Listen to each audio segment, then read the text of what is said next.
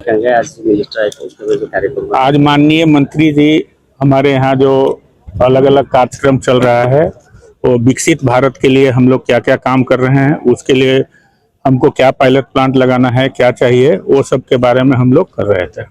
और क्या discussion, main मुद्दा क्या हुआ डिस्कशन? डिस्कस हुआ कि क्रिटिकल मिनरल भारत के लिए कितना ज़रूरत है और उड़ीसा के कोस्टल लाइन को हम कैसे यूज करेंगे, मैरीन बायो रिसोर्स को कैसे यूज करेंगे, जो भी हमारा खनन का पदार्थ है उससे वैल्यूएबल मेटल कैसे निकालेंगे, वेस्ट टू वेल्थ कैसे करेंगे।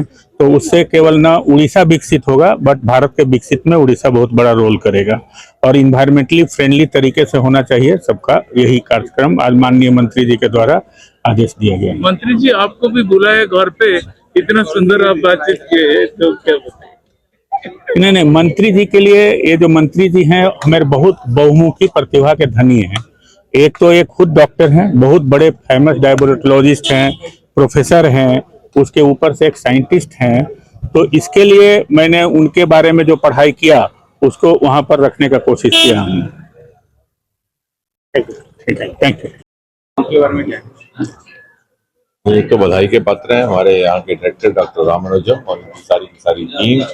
IIMT 60 बरस पूरे हो चुके हैं और 85 साल की CSIR यात्रा में और 77 बरस की हिंदुस्तान की आज़ादी के बाद की यात्रा में 60 बरस तक इस संस्थान ने भारत के वैज्ञानिक शोध और आर्थिक क्षेत्र में जो योगदान किया है उसकी एक तरह से सेलिब्रेशन भी थी और साथ ही साथ आगे का किस तरह का हमारा रोड मैप रहेगा, योजना थी, उसके ऊपर भी विचार करने का एक अवसर रहा।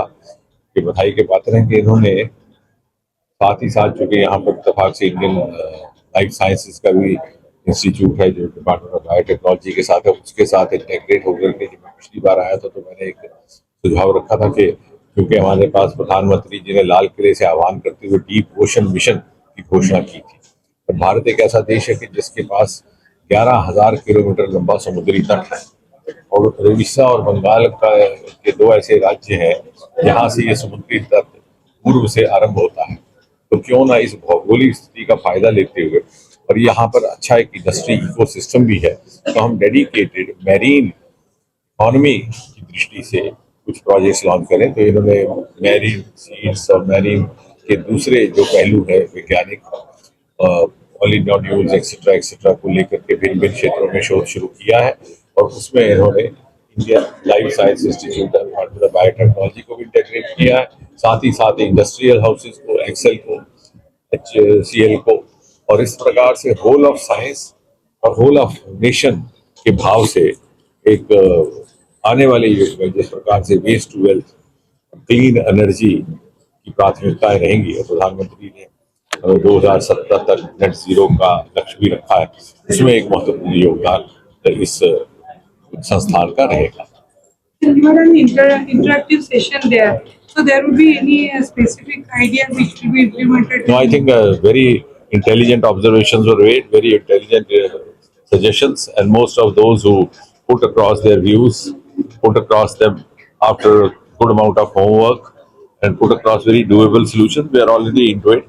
Like for example, only last week we got relaxation in the general financial rules, in making procurements, purchases, and also floating tenders, and gave the directors of the respective institutes more amount of freedom and leverage without going through the hassle of too much of financial regulation.